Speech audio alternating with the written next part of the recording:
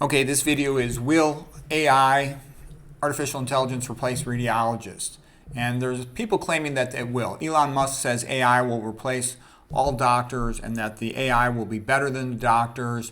And he says going to medical school is pointless and that doctors will be replaced and should be replaced. He says you can go to med school for social reasons if you want, if you got the money and the time. Okay, I think he's totally wrong. I'll give you some examples. Machines have been good at reading EKGs for a long time, at least 30 years. But they still keep the doctor's name on the EKGs. Number one, so they know who to sue if they want to sue somebody for something. Number two, the doctors have to check them because they still make mistakes. Radiology is much more complicated than is EKG, okay?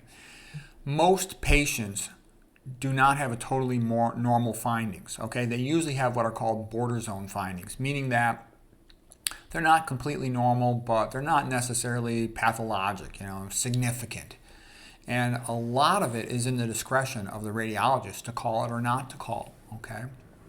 And so the same exact finding in a 20-year-old might need additional imaging workup, but you would let it go in an 80-year-old. There's a lot of judgment on the part of the radiologist. Most patients have what are called incidentalomas. Like let's say you're reading a CT scan of the abdomen and the patient's got a low density lesion in the liver, 1.5 centimeter diameter.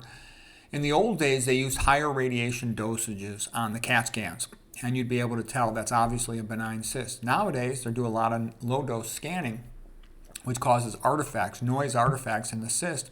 So now you can't tell from a lot of these low dose CTs if that is a tumor or not. So the patient gets sent typically for an ultrasound. They may or may not find the cyst on or the lesion on an ultrasound. Maybe not. They go for an MRI. What I'm basically saying is, an experienced radiologist like myself, I try to call as few of these as possible. I'm trying to help the patient and not send them for unnecessary workups. And I'm an old doctor. I've been a doctor 35 years.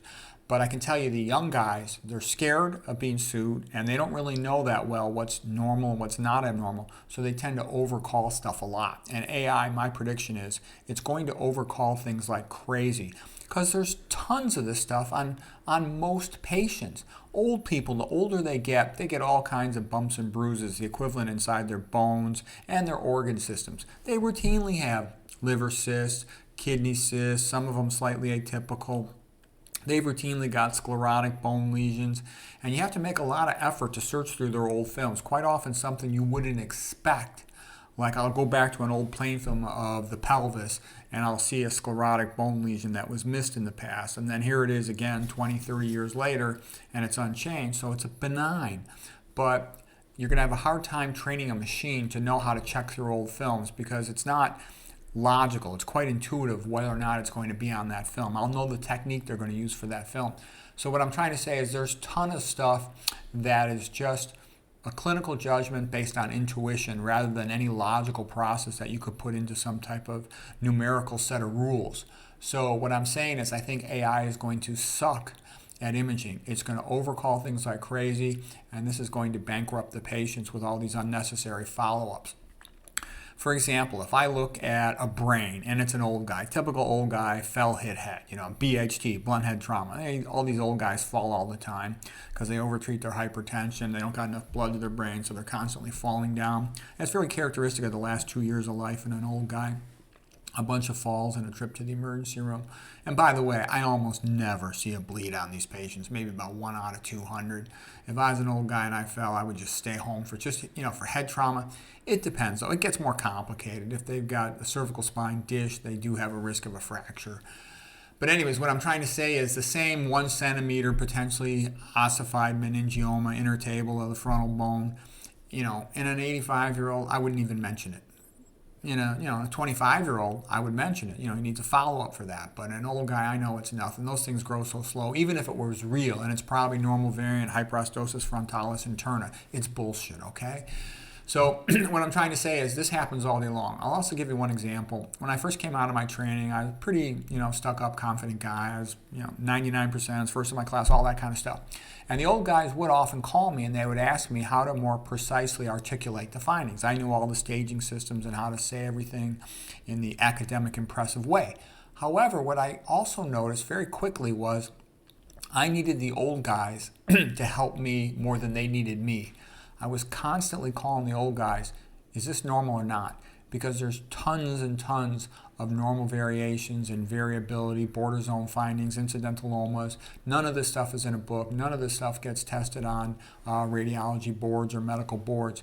It just comes from looking at many thousands of MRIs and CAT scans of the brain, the neck, chest, abdomen, and pelvis, okay, and the spine. You just need to look at many thousands of them to know what is the normal variation range. And that can only be obtained with experience. And it's not a logical thing. I just have a gut feeling this is okay or it's not okay. I see this all the time. It's not in any book. I just know it's bullshit, so I don't call it. I'm trying to protect the patient from being trapped into expensive workups, okay?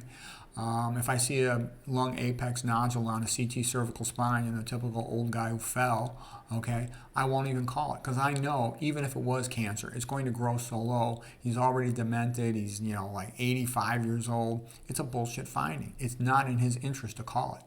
There would be no benefit to calling it.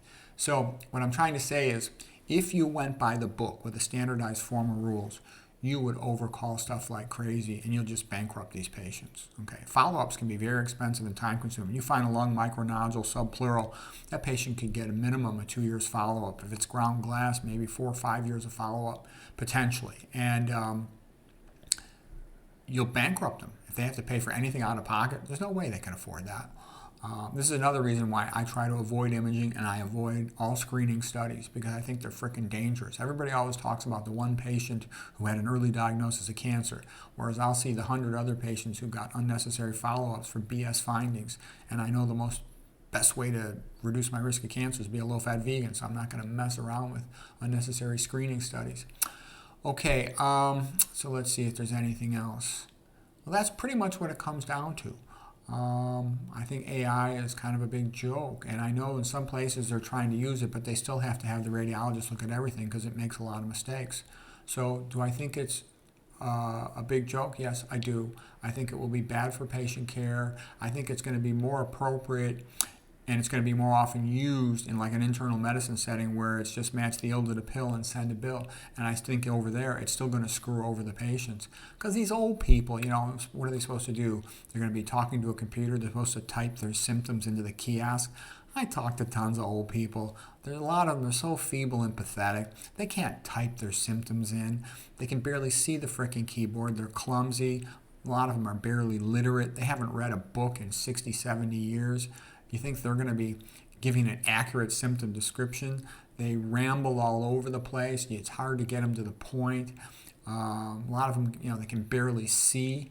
I think, and like I said, a lot of them are half demented or demented. This idea of, logical. Medicine's not as logical as I think. And by the way, most of the patients, they all have the same disease, hypertension, diabetes, leading to atherosclerosis.